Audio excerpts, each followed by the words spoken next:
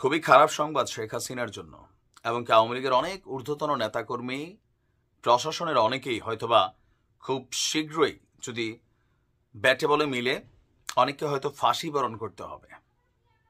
শুধুমাত্র এই ইন্টারিম গভর্নমেন্টের সময় না, এই সরকারের পরে যদি কোনো সরকার আসে, বিএনপি অথবা সামহাও যারাই আসেন, তারা কঠিন বিচার করবেন। কারণ কি, ইন্টারন্যাশনালি যেই সংগঠন আছে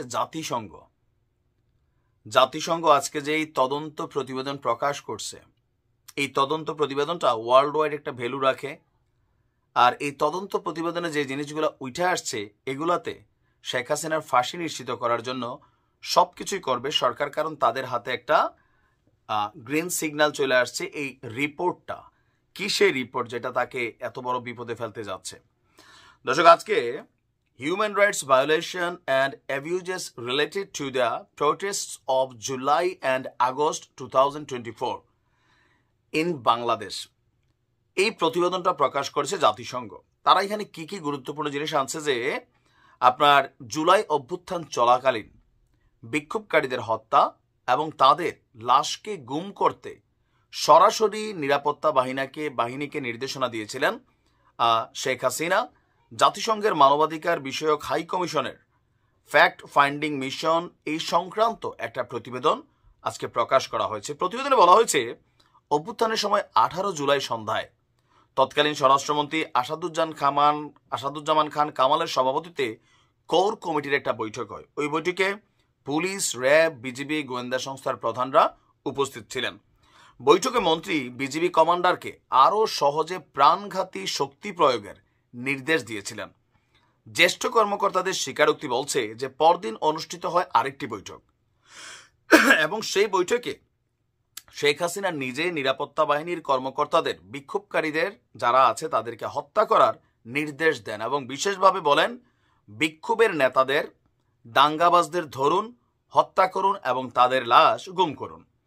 ফলে 18 জুলাইয়ের পর আপনার পাওয়া যে নিহতের সংখ্যা, এটা 3 গুণ হয়ে যায় বলছে জাতিসংঘের তদন্ত কমিটি। তারা বলছে যে 18 জুলাই নিহতের সংখ্যা 100 জানা গেলেও পরের দিন 19 জুলাই তা হয়ে যায় 300। ফ্যাক্ট ফাইন্ডিং মিশনের প্রতিবেদন বলছে, সংগ্রহ করা তথ্য উপাত্ত স্বাধীনভাবে পর্যালোচনার ভিত্তিতে জাতিসংঘের এই তদন্ত কমিটি জানতে পেরেছে যে সাবেক সরকারের নিরাপত্তা গোয়েন্দা সংস্থাগুলো আওয়ামী লীগের সহিংস গোষ্ঠীগুলো পদ্ধতিগতভাবে গুরুতর মানবাধিকার লঙ্ঘনে জড়িত ছিল, যার মধ্যে রয়েছে শত শত বিচার বহির্ভূত হত্যা, অন্যান্যভাবে হিংস্র শক্তি প্রয়োগের ঘটনা, যার ফলে হাজার হাজার বিক্ষোভকারী গুরুতর আহত হয়েছে, গ্রেপ্তার হয়েছে, নির্যাতনের শিকার হয়েছে।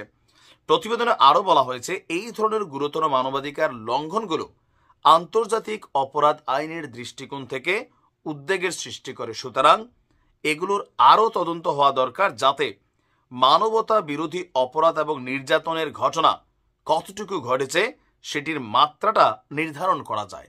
একই সঙ্গে বাংলাদেশের নিজস্ব আইনেও গুরুতর এসব অপরাধের মাত্রা নির্ধারণ করা হবে। বুঝতেই পারছেন, এমনি সরকার বসে ছিল যে আওয়ামী লীগের বিচারটা কোন অ্যাঙ্গেল থেকে করবে।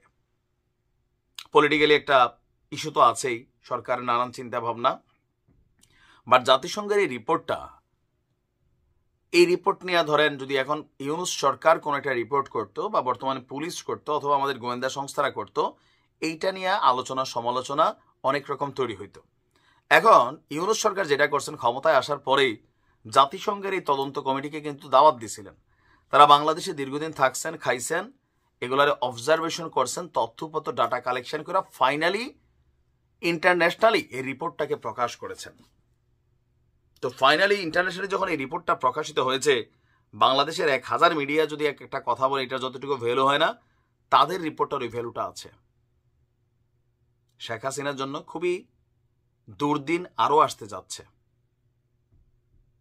ইভেন এখানে শুধুমাত্র শেখ হাসিনা না, আওয়ামী লীগের ঊর্ধ্বতন অনেক নেতা, সরকারের অনেক কর্মকর্তারা এই ঘটনায় কিন্তু আসামি হতে যাচ্ছেন। ইভেন আইনের মুখোমুখি হবেন। সরকারে যেই থাকুক, ইউনূস সরকারের পর যারাই আসুক, তারাও কিন্তু এই আইনটারে ব্যবহার করবে, কারণ ইন্টারন্যাশনালি একটা রিপোর্ট। এটা আওয়ামী লীগের খুবই দুর্দিন আসতে যাচ্ছে, বোঝা যাচ্ছে। ভালো থাকুন।